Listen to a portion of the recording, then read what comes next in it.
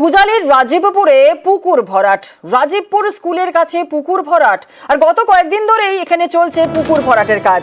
কিন্তু কারাই পুকুর ভরাট করছেন, কাদের বিরুদ্ধে এই পুকুর ভরাটের অভিযোগ উঠছে জানবো। সমীর মণ্ডল রয়েছে আমাদের সঙ্গে। সমীর, কাদের বিরুদ্ধে পুকুর ভরাট করার অভিযোগ উঠছে? দক্ষিণ চব্বিশ পরগনা বজবজ 1 নম্বর ব্লকে পূজালী পৌরসভার 14 নম্বর ওয়ার্ডে রাজীবপুর এলাকায় একটি পুকুর দীর্ঘদিন ধরে ভর্তি চলছিল এবং তখন ছাই দিয়ে ভর্তি করছিল। তা করার পরে এবং সরকারি পাইপ লাইন হওয়ার পরে যে মাটি উঠেছে সেই মাটি এখন দিয়ে ভর্তি করছে। তারপরে ওখানে যখন আমরা ওখানকার যে পূজালী পৌরসভার যে চেয়ারম্যান তাপস বিশ্বাসের সঙ্গে যখন কথা বলি, উনি তখন একটাই কথা বলে, ঠিক আমি জানি না, আমি খবর নিয়ে আমি তো আপনাদেরকে বলছি। যেটুকুনি আমরা সূত্র মারফতে জানতে পেরেছি, তৃণমূল কংগ্রেসের যে প্রাক্তন যুব নেতা এই কাজে দুজনে মিলে দুই যুব নেতা মিলে এই কাজটা করছে এবং স্থানীয় কেউ কোনো কথা বলতে চাইছে না। এখানে বজবজ জুড়ে এরকম পুকুর ভর্তি হয়ে যাচ্ছে, পুকুর ভরাট হচ্ছে, অথচ স্থানীয় কাউন্সিলরের কাছে কোনো খবরই নেই, তিনি জানেনই না যে পুকুর ভরাট হচ্ছে। হ্যাঁ, যেটা হচ্ছে পূজালী পৌরসভায় এখন আর কাউন্সিলর বলে কেউ নেই, যেহেতু ভোট হয়নি, সেই জন্য এখন চেয়ারম্যান আর ভাইস চেয়ারম্যান ছাড়া আর কেউ নেই, কোনো কাউন্সিলর পদে এখন কেউ নেই। যেহেতু চেয়ারম্যান যে আছে তাপস বিশ্বাস, তার সঙ্গে আমরা কথা বলেছি, সেই তখন ওই একটাই কথা বলেছে যে আমি দেখবো এই বলে দায় ফেলেছে। এবং ওখানকার স্থানীয় যে কাউন্সিলর আছে খোকন বলে, যে এখন প্রাক্তন আছে, তার সঙ্গে কথা বলেছিলাম, সে তখন বলছেন আমি জানি না যে এরকম ভর্তি হচ্ছে বলে।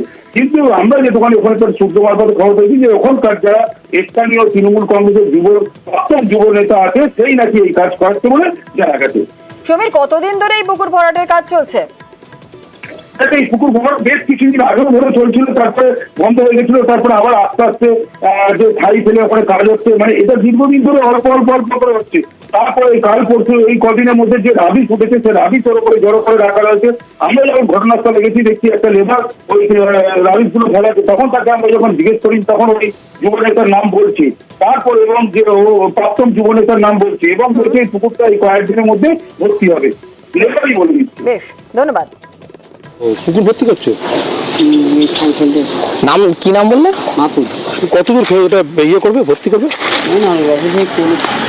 ও, মাসুদ কাউন্সিলর না? না না, মাহফুজ সভাপতি। ও, সভাপতি। আচ্ছা আচ্ছা। ককাটা আছে রে জানো? পুকুর তো পুরো কত দূর? ভাড়াটা হবে কত দূর?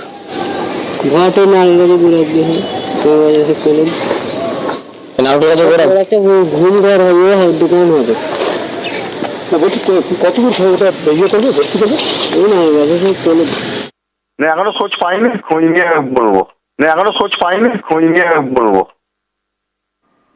বাতাসে দূষণ নিয়ে দুনিয়া জুড়ে উদ্বেগ। দিল্লি জেরবার বায়ু দূষণে, আর বায়ু দূষণ ঠেকাতে নাড়া পোড়ানো বন্ধের নির্দেশ ইতিমধ্যেই দেওয়া হয়েছে। কিন্তু বেশ কয়েক বছর ধরে কৃষকদের নাড়া পোড়ানোর নিষেধাজ্ঞা জারি করা হয়েছে।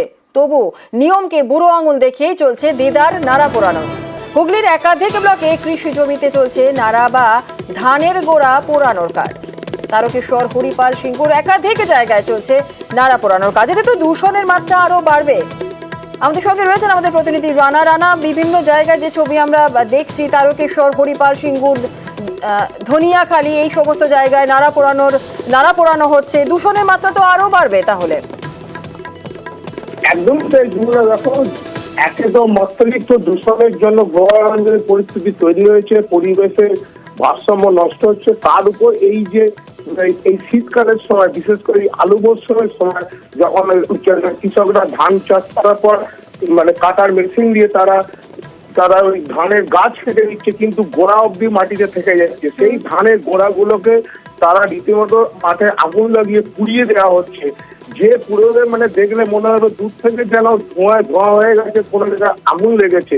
ফলে মানে বাতাসে তৈরি হচ্ছে কার্বন ডাইঅক্সাইড, কার্বন মনোক্সাইডের মতো মানে বিষাক্ত গ্যাস, যে গ্যাসের ফলে কিন্তু বাতাসে যেমন একটা মানে ভারসাম্য নষ্ট করছে, তার ফলেই তো দূষণের মাত্রা বাড়ছে। একেবারেই তাই রানা, ধন্যবাদ। আর নাড়া পোড়ানো যে বেআইনি তা জানেন কৃষকরা, কিন্তু এ নিয়ে তারা নিরুপায় বলছেন, তারা জানাচ্ছেন। কুটিগুলো না পড়ালে আবার আলু চাষের কাজটা চলবে। হ্যাঁ, ও সব পড়া খাবে তো। আরম করলে কি হবে, তারা এসে কুটিগুলো নিয়ে জড়ো করে নিয়ে চলে যাক। আর সে ক্ষমতা তো নেই আমাদের যে এক জায়গায় গুলিয়ে জড়ো করে রেখে দেবো। আর নাড়া পোড়ানো বন্ধ করতে প্রচারে জোর জেলা কৃষি কর্মাধ্যক্ষের, প্রয়োজনে আইনি পদক্ষেপেরও হুঁশিয়ারি। আমরা লিফলেট বিলি করছি এবং অন্যভাবে আমরা মানুষকে সচেতন করার চেষ্টা করছি যাতে চাষি ভাইয়েরা কোনো রকম নাড়া পোড়ানোর কাজে ব্যস্ত না থাকে। নাড়া পোড়ানো এটা একটা অপরাধ। আমরা আইনি ব্যবস্থা হয়তো নিচ্ছি না, আইনের প্রভিশন আছে, যদি কেউ নাড়া পোড়ায় তার বিরুদ্ধে ব্যবস্থা গ্রহণের জন্যও। আর এদিকে কৃষকদের সমস্যা মেটাতে প্রশাসনের উদ্যোগের প্রয়োজন বলেই মনে করেন পরিবেশবিদরা।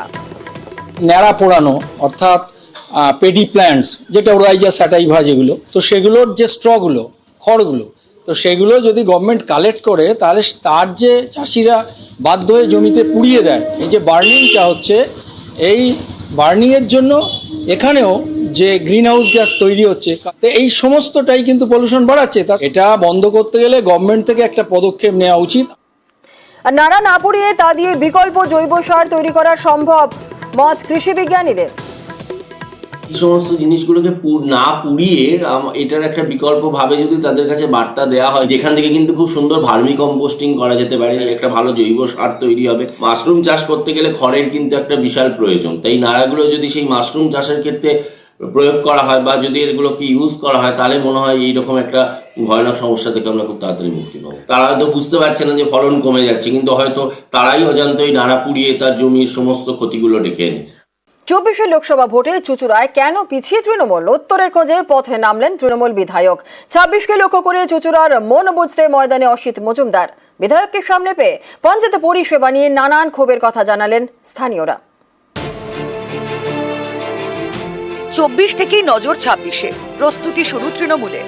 পিছিয়ে থাকা এলাকায় পথে বিধায়ক। বিধায়ককে কাছে পেয়ে অনেকেই জানালেন নানা অভাব অভিযোগের কথা। আমি আজকে আপনাকে সব বললাম, এবার যদি কাজ হয় তো ভালো। আমরা দরকার হলে আমরা সদস্য পরিবর্তন করতে চাই, প্রধানকে পরিবর্তন করতে। নর্দমা আর হাই ড্রেনটা আমার খুব বিশেষ প্রয়োজন। হুগলি লোকসভা কেন্দ্রের মধ্যে পড়ে চুঁচুড়া বিধানসভা আসন। 24-এর লোকসভা ভোটে হুগলিতে জিতেছেন তৃণমূলের রচনা বন্দ্যোপাধ্যায়। তবে এই লোকসভা ভোটের ফলের নিরিখে চুঁচুড়া বিধানসভা আসনে 8,264 ভোটে বিজেপির থেকে পিছিয়ে তৃণমূল। এই অবস্থায় উৎসবের মরশুম শেষ হতেই পথে নেমে পড়েছেন চুঁচুড়ার তৃণমূল বিধায়ক অসিত মজুমদার। প্রথম দিনে অসিত মজুমদার যান কোদালিয়া 1 নম্বর গ্রাম পঞ্চায়েত এলাকায়। এই এলাকায় রাস্তা, নিকাশি সহ একাধিক বিষয়ে নানা অভিযোগ। তৃণমূল বিধায়ককে সামনে পেয়ে অনেকেই নানা বিষয়ে তাদের অভাব অভিযোগের কথা বলেন। এখান থেকে ওইটুকু ট্রেনে দিলেই হবে তো? হ্যাঁ, এটা এইটুকু আছে, ওইখানে গলি নর্দমা আছে, রাস্তা আছে, অনেক আছে, টোটাল গলি আছে এখানে। যে কথাগুলো মানুষ বলছে সেগুলো একদম পুরোপুরি ঠিক। যারা এখানে দায়িত্বে আছে পঞ্চায়েতে, তারা আমাকে সঠিক তথ্য দেয়নি। পঞ্চায়েতে বসবো, পঞ্চায়েতে যারা মেম্বার, প্রধান, উপপ্রধান, তাদের নির্দেশ দেবো কিভাবে চলতে হবে। এরপর দেবীপুর এলাকার একটি অঙ্গনবাড়ির সামনে পৌঁছন বিধায়ক অসিত মজুমদার। অঙ্গনবাড়ির শিক্ষকের বিরুদ্ধে নালিশ করেন এলাকাবাসী। ঘরে গোটা ক্যান দেয়, বাচ্চা বলতে না খাবার দিয়ে দিচ্ছে, ক্যান নিয়ে যাচ্ছে, কাঁচা ডিম দিয়ে দিচ্ছে। এক পাড়াতে 2 বিচার হয়, আপনারা বলুন দাদা। এরা 10টার সময় গিয়ে ঘুরে চলে এসছে, অন্যদিকে অন্য বিচার করছে, এবার 10টা চলে আসছে। বলুন, আমি মিথ্যা বলছি? আপনারাই বলুন। 3 বছরের বাচ্চা নিয়ে যাওয়া হয়, আপনার বিরুদ্ধে অ্যাকশন নিতে বাধ্য হবো। কিন্তু আপনি হেল্পারকে জিজ্ঞেস করুন। আমি ওইসব হেল্পার জানি না, মানুষের কথাই জানি। ও তো বলছে 10টায় যে ফিরে এসছে। আপনার শত্রু নাকি এরা? একটা বাচ্চা, গরিব বাচ্চা, সে স্কুলে যায়নি, আপনার উপর রাগ করে। আপনার দায়িত্ব ছিল না এসে নিয়ে যাওয়া? আপনাকে বিধায়ক ধমক দিলেন, কি বলবেন? না, এটা আমি অন্যায় করলে উনি বলতেই পারেন। এদিন এক সময় দেবীপুর খেয়ালি সংঘ এলাকায় যান তৃণমূল বিধায়ক অসিত মজুমদার। সেখানে আবার বিধবা ভাতা ও বার্ধক্য ভাতা নিয়ে বিধায়কের কাছে নালিশ। শাশুড়ির হয়ে বিধায়কের কাছে সরব হন স্থানীয় বাসিন্দা লক্ষ্মী রায়ের ছেলের বউ। অভিযোগ, দুয়ারে সরকার সহ প্রশাসনের বিভিন্ন দপ্তরে বারবার জানিয়েও কোনো সুরাহা হয়নি। হয়তো বললাম মায়ের বার্ধক্য ভাতাটা মানে 10-15 বার জমা দিয়েছি, এখনো পর্যন্ত হয়নি। খালি আমাদের একবার বলছে ব্লকে যাও, একবার বলছে পঞ্চায়েতে যাও, আমরা এরকম করে ঘুরিয়ে যাচ্ছি। আর সদস্যকেও বলে যাচ্ছি, কিচ্ছু হচ্ছে না। সদস্য বলছে আজ করবো, কাল করবো, করে কোনো ইয়ে নেই। 26কে টার্গেট করে পশ্চিম মেদিনীপুরের পিংলাতে এদিন তৃণমূলের সাংগঠনিক বৈঠক হয়। উপস্থিত ছিলেন জেলা সভাপতি, ব্লক সভাপতি ও বিধায়করা। নিউজ 18 বাংলা। উত্তরে চা শ্রমিকদের মন পেতে তৎপর বিজেপি। চা শ্রমিকদের পিএফ এর সমস্যাকে হাতিয়ার করতেই চলেছে পদ্ম শিবির। পিএফ অফিসে দালাল চক্রের অভিযোগ সাংসদ মনোজ টিগ্গার। সংসদের শীতকালীন অধিবেশনে এই বিষয়ে সরব হবেন বলে জানিয়েছেন আলিপুরদুয়ারের বিজেপি সাংসদ। পাল্টা কটাক্ষ তৃণমূলের। শ্রমিকরা যারা 58 বছর 60 বছর পিএফ বাগানে কাজ করেছে, রোদ্রে বৃষ্টিতে, ঝড় বৃষ্টিতে, সাপ এগুলো করে নিয়ে তার পিএফ এর টাকাগুলো এখান থেকে যারা কিছু অসাধু স্টাফরা এখানে আছে, অফিসাররা কিছু আছে, তারা দালালদের সাথে মিলে গরিব মানুষের পিএফ এর টাকা তুলে খেয়ে দিচ্ছে।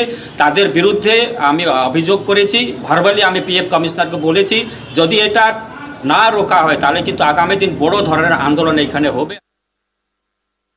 পিএফ দপ্তরটা দেখেন হচ্ছে কেন্দ্রীয় সরকার, আর চা বাগানের আইনটাও চলে কেন্দ্রীয় আইন অনুযায়ী চলে। টি বোর্ড দেখেন, স্বাভাবিকভাবে আমি মনোজ টিগ্গাজিকে বলবো, উত্তরবঙ্গের চা শ্রমিকদের আপনারা ধোঁকা দিয়েছেন। সামনে বিধানসভা নির্বাচন আসছে আর একটা বছর পরে, তাই একটু বাজার গরম করবার জন্য আপনারা এই সমস্ত কথা বলে বেড়াচ্ছেন। যে সমস্ত চা বাগানের মালিকদের বিরুদ্ধে আপনাদের অভিযোগ করার ছিল করে দেন, নিশ্চয়ই তাদের বিরুদ্ধে পুলিশ প্রশাসন ব্যবস্থা নেবে। আবাসের টাকা অন্যের অ্যাকাউন্টে, আর সেই টাকায় বাড়িও তৈরি হয়ে গেছে। নামখানার মৌসুমীতে এমনই চাঞ্চল্যকর অভিযোগ। আর এদিকে রাজারহাটেও আবাস নিয়ে অভিযোগ। অনেকেরই দাবি আবাসে আবেদন করেও ঘরই মেলেনি, তাই কারো দিন কাটছে ভাঙা ঘরে, কেউ বা থাকছেন অন্যের বাড়িতে। দুজনের নাম এক, পদবি এক, আরতি মাইতি। থাকেন পাশাপাশি পাড়ায়। একজন আবাসের বাড়ির জন্য আবেদন করেছিলেন, তালিকায় নামও ওঠে, কিন্তু টাকা ঢোকে পাশের পাড়ার অন্য আরতি মাইতির অ্যাকাউন্টে। সেই টাকায় বাড়িও তৈরি হয়ে গিয়েছে। নামখানার মৌসুমী দ্বীপে চাঞ্চল্যকর অভিযোগ। অন্য লোককে দিয়ে দিয়েছে আর কি। কারা? ওই পার্টির লোক, নেতারা যারা আছে তারাই দিচ্ছে। লিস্টে নাম ছিল, আমরা দেখেছি, আমাদের দেয়নি, অন্য লোককে বিক্রি করে দিয়েছে। আমাকে ডকুমেন্ট জমা দিয়ে বলছে অঞ্চল থেকে, সেখানে আমি ডকুমেন্ট জমা দিয়েছি, টাকা পেয়েছি আমি 2 বছর আগে। আমি পরে শুনলাম অনেকের মুখে শুনলাম কি ও বাড়ি আমার নয়, ও বাড়ি আমার নয়, অন্য লোকের টাকা।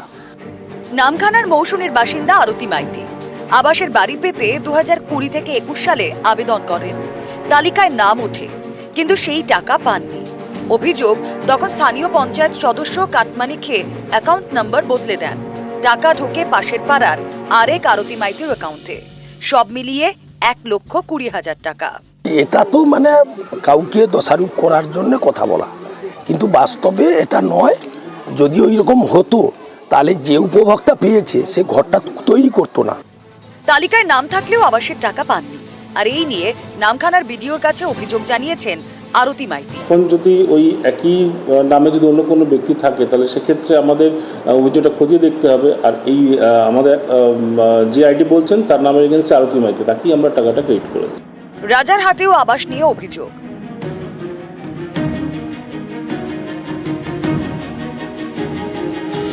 রাজারহাট মানেই ঝকঝকে শহর, একের পর এক বহুতল চকচকে রাস্তা। পাশেই বিষ্ণুপুর 2 নম্বর গ্রাম পঞ্চায়েতের মোহাম্মদপুর স্কুলপাড়া। এখানে কেউ থাকেন টালির বাড়িতে।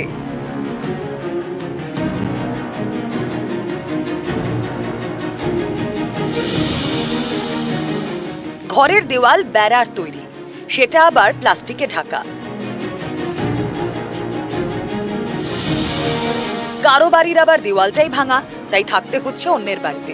এইসব বাড়ির বাসিন্দাদের অভিযোগ, আবাসে একাধিকবার আবেদন করেও তালিকায় নাম ওঠেনি। পঞ্চায়েতকে জানিয়েছিলাম, মোটামুটি আমরা শহরে বাস করছি, আমাদের ঘরের তো অবস্থা এইরকম। পঞ্চায়েতে জানিয়ে কোনো কাজ হয়নি, বিডিও মোটামুটি জানিয়েও কোনো কাজ হয়নি। আমাদের ঝড়ে ভাঙিয়েছিল, তারপর আমরা একজনের অপারের বাড়িতে আচ্ছারা নিয়েছি।